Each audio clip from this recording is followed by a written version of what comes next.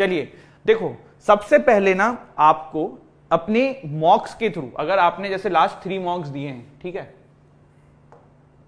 Just a second यार, हाँ, आपने जैसे 3 मॉक्स दिए हैं, इन लास्ट 3 मॉक्स के थ्रू ना आपको एक चीज फाइंड करनी होगी, वो ये है कि आप मॉक्स के अंदर जो मिस्टेक्स कर रहे हैं वो किस प्रकार की है, टाइप ऑफ मिस्टेक क्या है आपकी, is it a factual mistake, is it a conceptual mistake, और is it a silly mistake.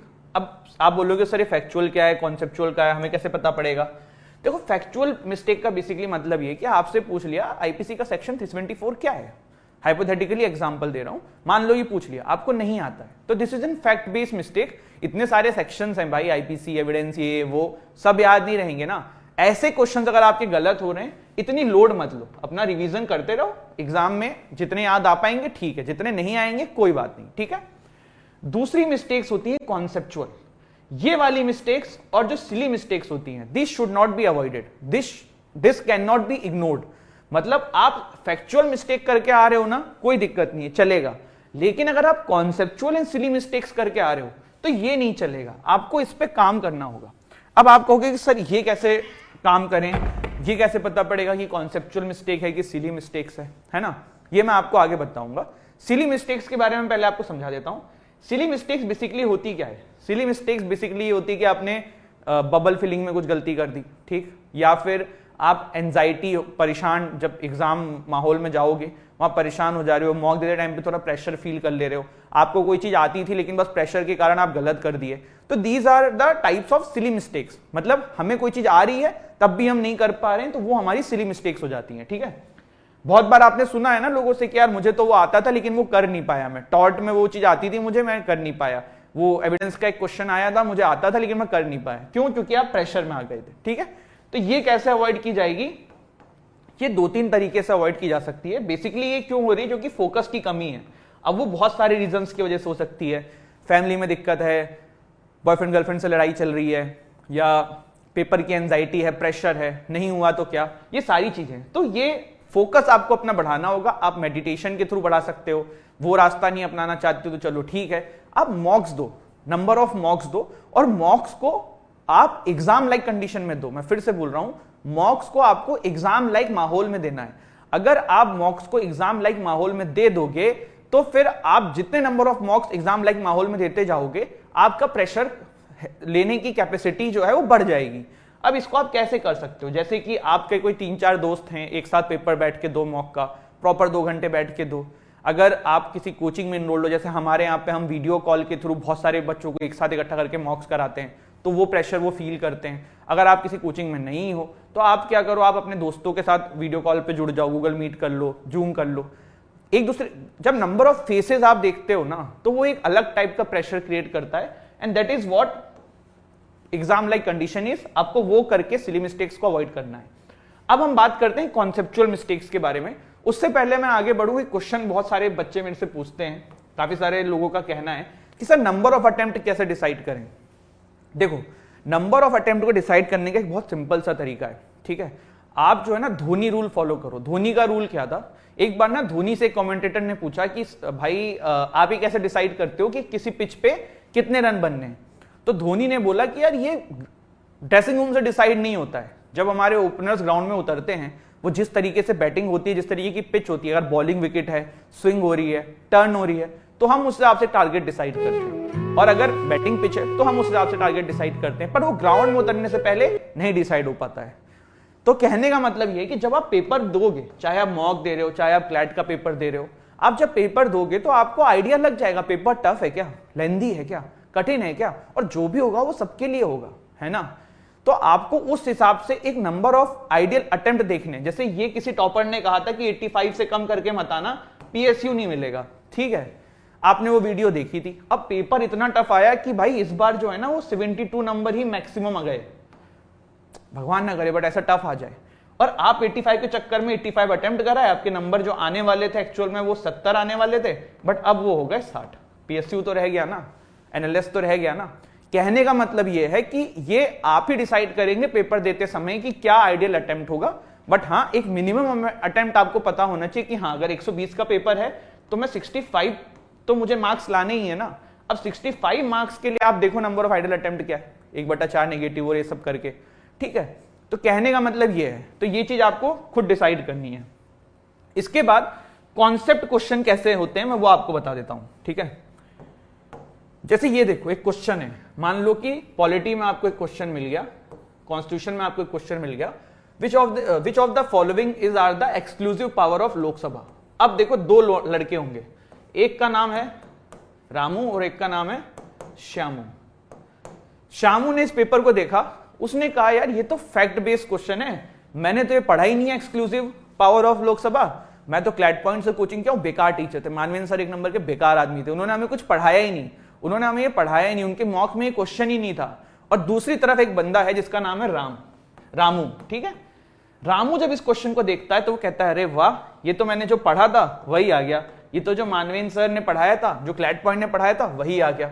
अब कैसे, इसने ना इसको फैक्ट बेस्ड समझ लिया कि भाई मेरे को ना as it is exclusive power of Lok Sabha के नोट्स नहीं है मेरे पास, कहीं नहीं लिखा हुआ है कि एक्सक्लूसिव पावर ऑफ लोकसभा है क्या। बट जब आपको लोकसभा पढ़ाई गई होगी ना तो ये चीज आपके दिमाग में डाली गई होगी। कैसे, देखो कॉन्सेप्ट कैसे लगता है। क्वेश्चन है एक्सक्लूसिव पावर ऑफ लोकसभा, मतलब सिर्फ लोकसभा की पावर होनी चाहिए। अब हम ऑप्शंस पढ़ते हैं, impeachment of president of India. अरे जो रामू है वो इसको कैसे टैकल कर रहा है, अरे सर ने तो बताया था impeachment of president of India में तो राज्यसभा का भी है, तो यहां पे तो लोकसभा का ही सिर्फ बात कर रहे हैं, तो मतलब ये गलत हो गया, ठीक है। फिर श्यामू ने बोला अरे यार ये तो इन्होंने पढ़ाया ही नहीं, ये ऑप्शन ही समझ में नहीं आ रहा है, आगे बढ़ जाओ, ठीक।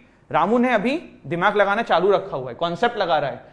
फिर आया अरे रेटिफाइड डिक्लेरेशन ऑफ इमरजेंसी, अरे ये तो मानवेंद्र सर ने बताया था, ये तो नबिया मैम ने बताया था कि इमरजेंसी, ये जो हिंदू सेशंस हुए थे लीगल करंट अफेयर्स में उन्होंने बताया था कि इमरजेंसी यार सिर्फ लोकसभा कैसे कर सकती है।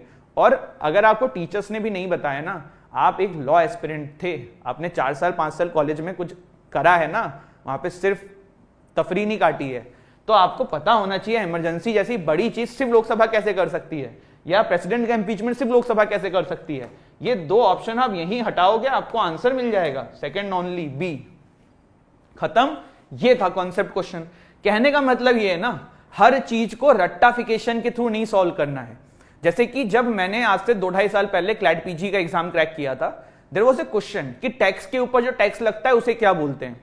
काफी सारे जो मेरे साथ के लोग थे, तो और उस समय हमारे स्टूडेंट्स भी थे, मैंने वो हमारा फर्स्ट ईयर था क्लैट पीजी का, और मैंने उन्हीं को बता के दिया था कि मैं भी देता हूं पेपर, एंड मेरा निकल भी गया था। कहने का मतलब यह है कि उसमें क्वेश्चन आया था कि टैक्स के ऊपर जो टैक्स लगता है उसे क्या बोलते हैं।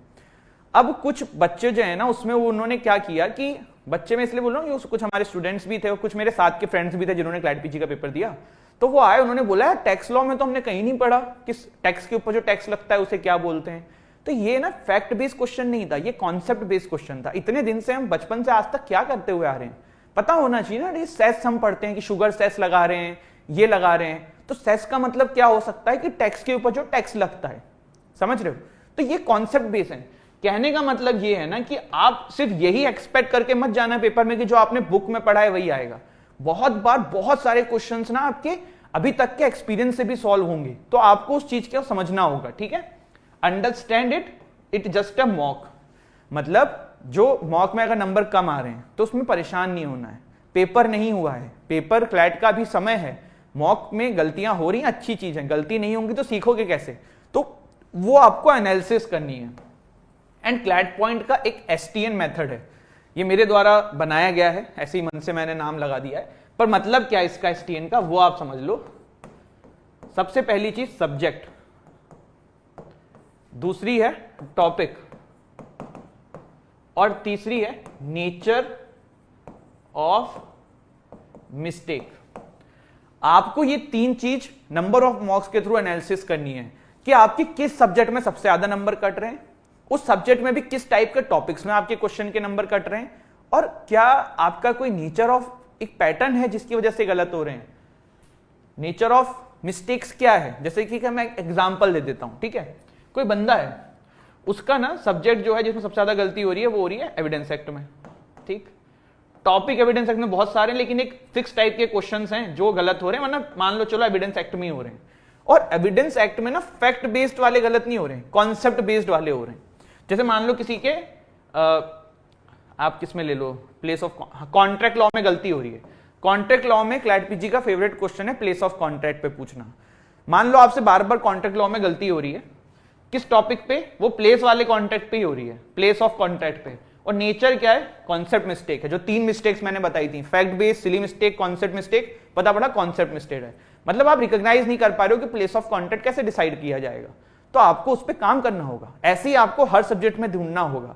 दिस इज द वे जिसके थ्रू आप फिर विथ टाइम थोड़े थोड़े नंबर्स करके इंप्रूव करोगे। कितने कोचिंग्स के मॉक दें, मैक्सिमम 2 वरना 1। देखो क्लैट पीजी के पेपर में ना पैसेज तो पढ़ना पड़ता है, नो डाउट। अब लास्ट ईयर से इन्होंने ऐसा पेपर बना दिया है कि पैसेज के थ्रू भी बहुत सारे आंसर्स निकलते हैं। उससे पहले होता था कि पैसेज की नीड नहीं होती थी। तो पैसेज तो आपको पढ़ना है, लेकिन अटेम्प्ट कैसे करना है, पहले क्वेश्चन पढ़ना। अगर नीड नहीं है पैसेज पढ़ने की, डायरेक्ट आंसर पता है लगा दो। अगर नीड है तब ऊपर जाओ, पैसेज पढ़ो, ठीक है। बट कितने कोचिंग्स के मॉक दें, मुझे ऐसा लगता है कि आपको 20 मॉक्स, 15 से 20 मॉक्स बहुत है। तो अगर आप एक कोचिंग में इनरोल्ड हैं, यहाँ पे आपको 15-16 मॉक्स मिल रहे हैं क्लैट पीजी के लिए, that is more than enough. उससे ज्यादा की नीड नहीं है। बट अगर आप अपनी तैयारी ज्यादा चाहते हो तो 2 कोचिंग के ले लो मैक्सिमम। इससे ज्यादा don't waste your time and energy, क्योंकि उतना नीड नहीं है। आप ज्यादा देखो, यहां पे ना बहुत ज्यादा कोई रीजनिंग वाले क्वेश्चंस नहीं है कि आपको मॉक से बहुत ज्यादा हेल्प मिलेगी। मॉक से आपको हेल्प ये मिलेगी कि हाँ आप कुछ क्वेश्चन नए सीखोगे, प्लस आपको एक एग्जाम लाइक एनवायरमेंट मिलेगा। लेकिन ये यहां पे जो सबसे ज्यादा जो इंपॉर्टेंट चीज है ना, वो रिटेंशन की है। चाहे केस लॉज हो गया, लैंडमार्क हो गया, रिसेंट हो गया, सब याद करना है, सब रिमेंबर करना है, सबको दिमाग में फिट करना है। तो it needs more effort of yours instead of mock करके एनालिसिस करते रहो। करो, अच्छे मॉक्स दो, लेकिन लिमिटेड दो। ज्यादा फोकस होना चाहिए याद करने पे, रिवीजन पे, वो बहुत इंपॉर्टेंट है क्लैट पीजी में। अगर आप में से किसी ने क्लैट यूजी दिया होगा तो वहां पे रीजनिंग वाले क्वेश्चंस होते हैं, इसीलिए वहां मॉक की इंपॉर्टेंस बहुत है, जो कि बहुत ज्यादा प्रैक्टिस चाहिए, बहुत सारा थॉट प्रोसेस यूज होता है। यहाँ थोड़ा सा रट्टाफिकेशन भी ज्यादा है, जैसे कि जूरिस्प्रूडेंस उठा लो, पूरा रटना है, फैमिली लॉ है, पूरा रटना है। तो इस तरीके से डिसाइड करो, and I hope you will do great, ठीक है। तो this is it, thank you so much. हंसते रहिए, मुस्कुराते रहिए, पढ़ाई करते रहिए। मिलते हैं आप लोगों से नेक्स्ट सेशन में। जय हिंद, जय भारत।